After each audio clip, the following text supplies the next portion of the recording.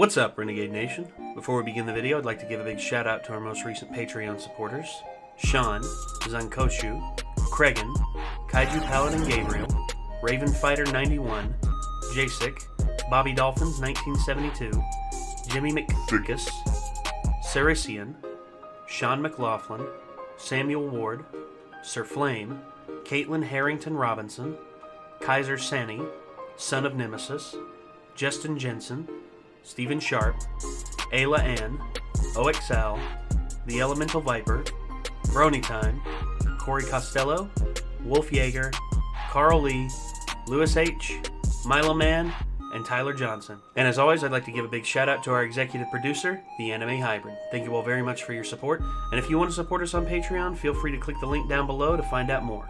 We'll see you there. When people talk about Star Wars Episode 1, they usually just want to talk shit. I love Darth Maul, probably because he didn't have to say a bunch of George Lucas's lines. Oh, what's happening? Oh what is this? I'm so happy, if you can't tell. I just enjoyed Episode 1 so much.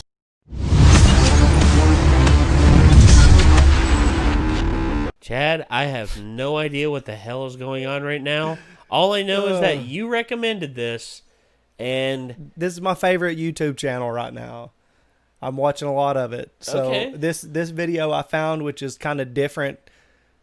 You know, it's usually a bunch of true crime stuff, but this one just like, it's the guy's first video, and he blew me away with it. And I just had to get you to watch it. I want to see your reaction to this. So, okay. Real Life Truman Show is what this episode is called. This one is called That Chapter. That Chapter is the name of the channel. That Chapter's the name of the channel. So good. If you're into true crime, this guy does it right. It's amazing. It's just really good stuff. So overall, you know, this Real Life Truman Show is what this episode is called. Susunu Denpa Shōnen is what the anglicized Japanese name of this show is. I don't know what to expect. I've seen the Truman Show.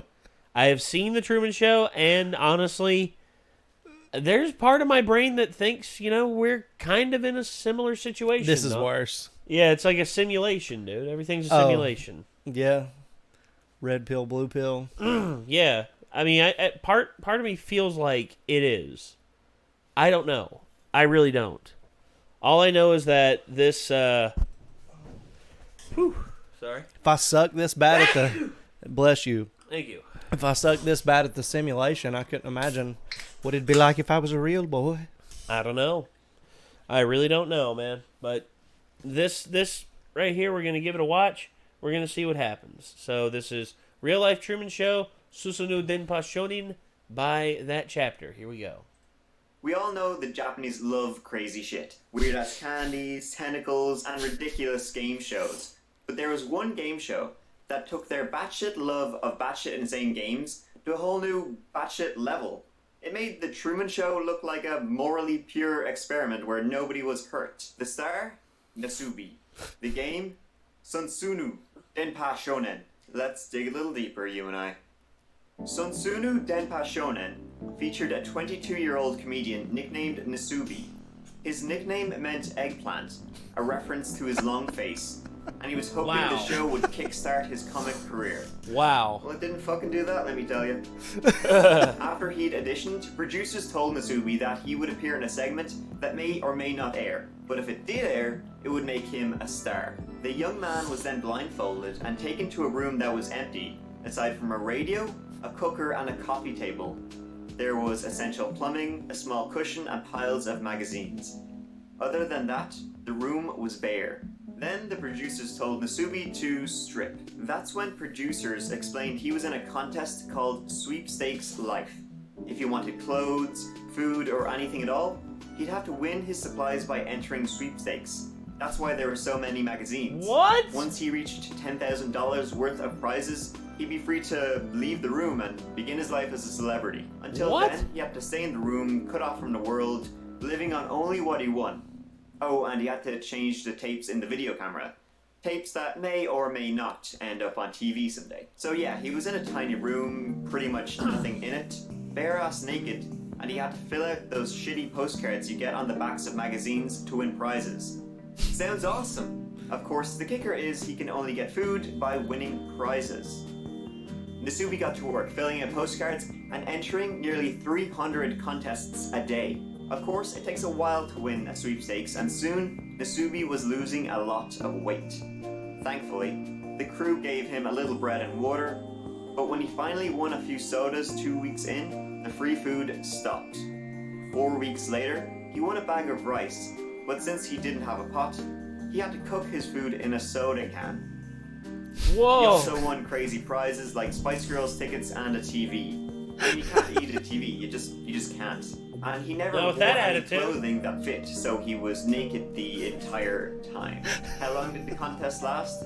Well, Nasubi was shut in a room for about a year, and it took him 10 months to win any toilet paper. As you might expect, the isolation took a toll on Nasubi, and soon he stopped grooming and started taking advice from toys he'd won. He was literally going crazy. But what Nasubi didn't know is that he was already famous. The producers had lied. His crazy antics were already all over the TV, and 16 million people were watching him run around making it on rice and beating off the boredom by talking to his penis. Of course, producers covered up Nasubi's groin with an illustrated eggplant, and the show was enhanced with silly sound effects and bizarre graphics. So tasteless. Strangely, the show was so popular that Nasubi was already popping up in commercials and on magazines. Unknowingly, the whole time. Oh my People god! watched him on a 24-hour live feed and read his diaries, which producers had published. Nasubi's entire life was on display. Once Nasubi reached his $10,000 goal, the producers gave him clothes and flew him to South Korea, where he spent the day enjoying the scenery. But that night, they snuck him in a Korean apartment that looked just like his old one.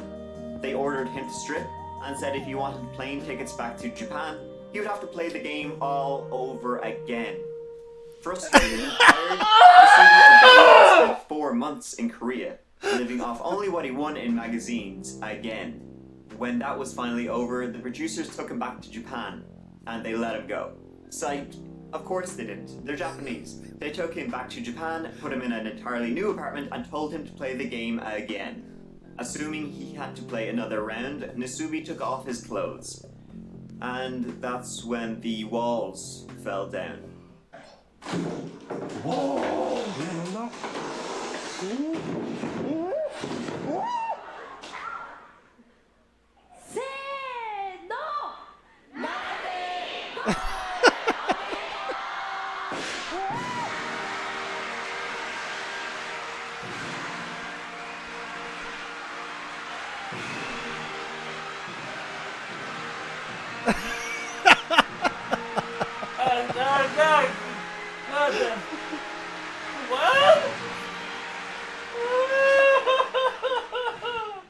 Suddenly, he found himself surrounded by an audience, laughing, clapping, and cheering. That's when the hosts of Susunu Denpa Shōnen informed the bewildered comedian that he was already a star, and that he'd won the game. Now, it's fair to say his life was ruined by the experience. He had trouble talking and wearing clothes for years. He had been on public display for quite some time. The entire thing lasted 15 months. But I mean, some good must have come out of it, right? Wrong. His comedian career, the entire reason why he did it, basically kind of flatlined after he got out of the show, because it's hard to make jokes when you've been held prisoner for 15 months. The kicker? Nasubi could have actually left the apartment anytime he wanted. The doors were never locked. When asked why he stayed, Nasubi simply replied, "I said I'd do it, and I do what I say." Okay, well, at least he says it's given him a better outlook on life. Dude! And he's not in the room anymore. Not like me, I'm in the same room every fucking day. Thanks for watching, Mike out. Yeah.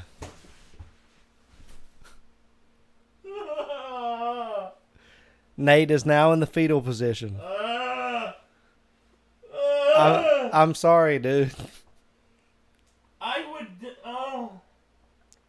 that chapter, man. Like, this guy just, he brings some of the most disturbing, just screwed up, twisted shit to, you know, to your attention. It's, bro, how did, contemplate 15 months? bro, I couldn't believe I had never heard of this. I had never heard of this ever. How do we not know about this? Dude, that's shit that you would read about in, like, the Russian sleep experiment. that is... Yeah, he could only live off of shit he won from magazines. Yes! I am just... I couldn't believe it. It's like, you know. I don't want to think about that, dude. I couldn't stand... Dude, look. I about went crazy earlier this year when I was sick. Yeah. Pretty much confined to my room for about, I don't know, 2 to 3 months. Although I was sick as a fucking dog pretty much the entire fucking time. And there were some nights I didn't sleep for like 4 days straight. Yeah. There were stretches of time where I don't know how long I was awake.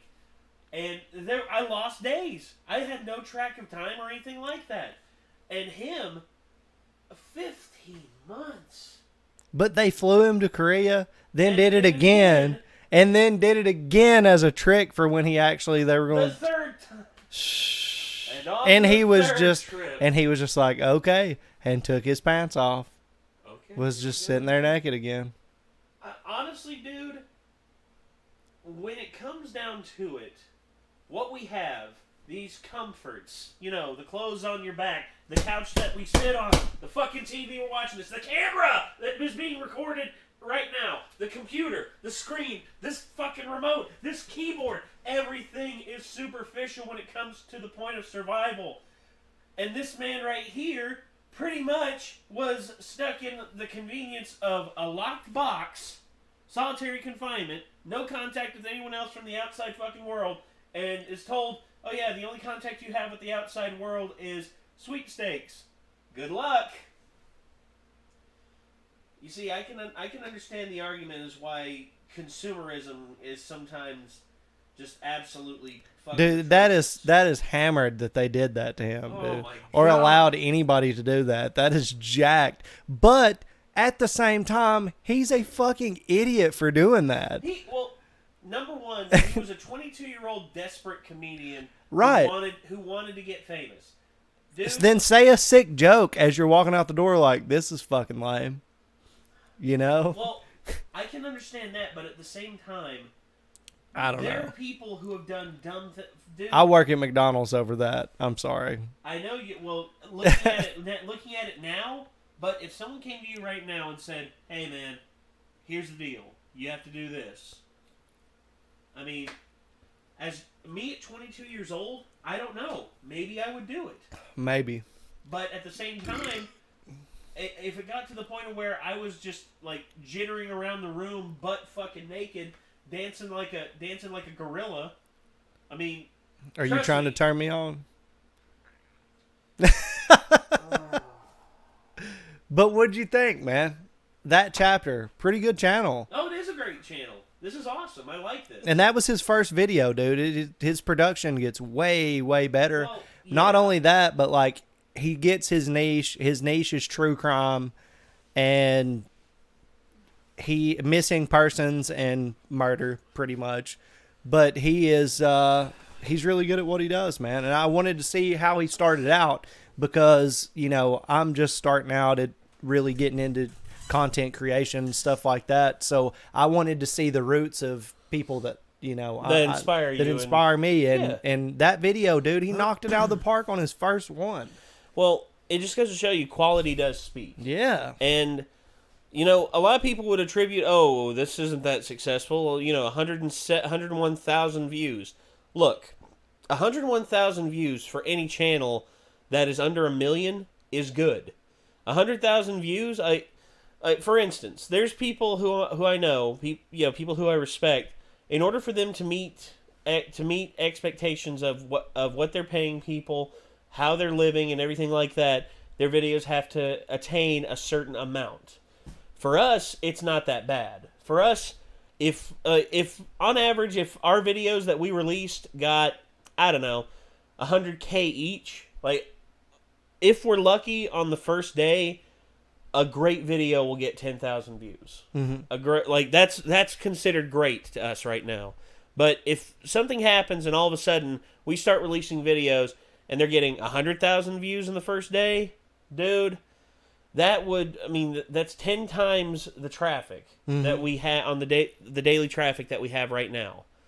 And it would be world changing. And I guarantee you that chapter, when he found his niche and his video views, like, okay, we look here, right here, this 100,000 views. And this was just a random ass video that he put out. This was his first video that he put out. His most recent video, 2 days ago. Yeah, 2 days ago, has 271,000 views. 6 days ago has 418,000 views.